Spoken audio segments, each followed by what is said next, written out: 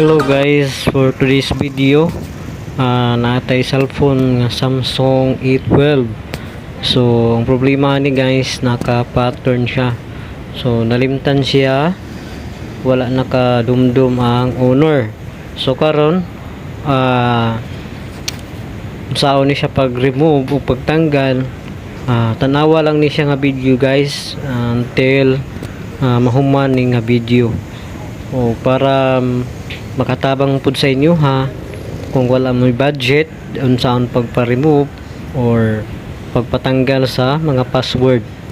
Okay, so unsay atong buhaton, kinahanglan nato siya restart. So dili siya ma-restart, then dili pud siya ma-off gamit ang power button. So ang buhaton nato guys, ato siyang i-restart gamit ang volume down o power button. So kanang duha guys, mao na atong i-press, no, i-hold nato na siya sabay, press, then i-hold nato na siya for a seconds, then mapalong na siya guys. Pagpalong nga na guys, hold lang ka perminti hantod nga mo reboot siya. Pag off niya og balik guys, imong i-hold na pud ang power volume up, no, para mosulod sa recovery mode. So hulata lang siya guys until nga makasulod na gyud siya sa iyahang recovery mode. Kaya kung dili ni siya makasulod guys, back to start na pud ta. So hold lang good guys. Ang una, ang iyahang power button o ang iyang volume down. Then ang next, power button o ang iyahang volume up. O nga nagyapon nga naon siya guys ha. And then hulat-hulat lang ta guys until nga mo sulod na siya. Okay, so mo na ni siya guys, na nata sa recovery mode. So karon ang atong buhaton, i-select nato ang wipe data or factory reset gamit ang volume down, no, pag select. Then para imong i-select gamit ang power button, i-press ang power button, mo na siya ang enter guys, then factory reset, no. Okay, so na factory reset na siya.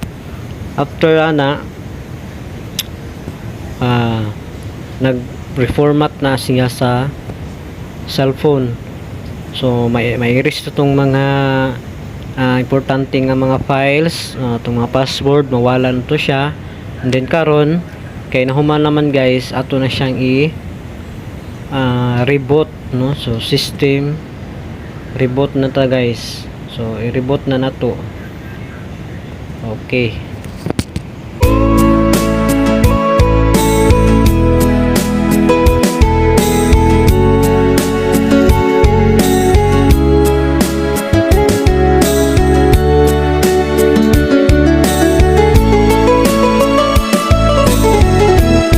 Okay guys, so pabuton lang nato siya nga mo mahuman guys, no, kay taud-taud pa gini siya guys, it take times pa nga mahuman.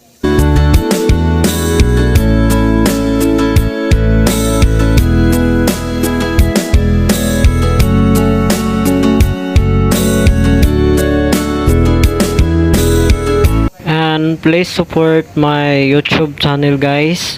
So kung wala pa ka naka-subscribe, subscribe na, and then i-hit na pod ang notification bell, pili ang all para updated ka sa akong mga videos.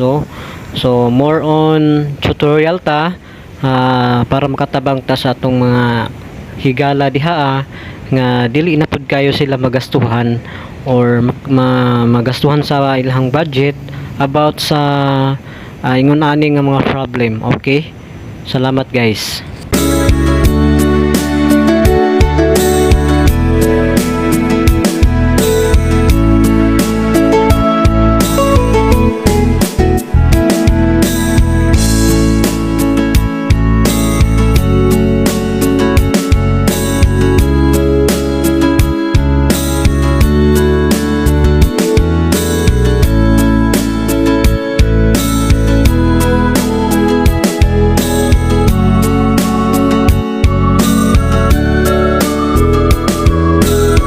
kung namoy mga cellphone guys no nga dili sim og unit or model sa akong video, so i-comment lang guys para atong buhatan og video no para matabangan sab nako guys. So i-comment lang na siya guys kung unsa man na siya nga cellphone para matabangan ka nako.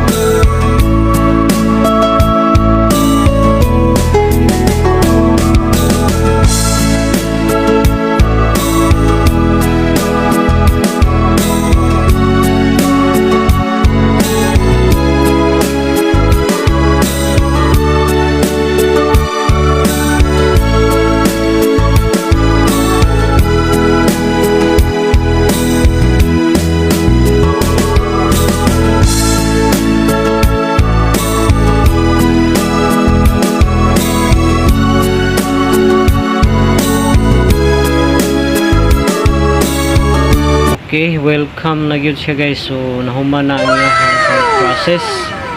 So karon atong buhaton is i-connect siya sa wifi no. Kung namoy wifi diha, i-connect lang siya sa wifi para napud sa atong ikaduhang second step no. So nakoy link nga gibutang sa ubos guys. I-click lang na siya nga link guys para na siya sa inyuhang guide no kung saan pag-bypass. So karon ang buhaton nato mag-bypass na pudta sa atong cellphone kay mangayo man ni siya og Google account guys. So kung wala may Google account, so i-bypass na siya guys. Okay.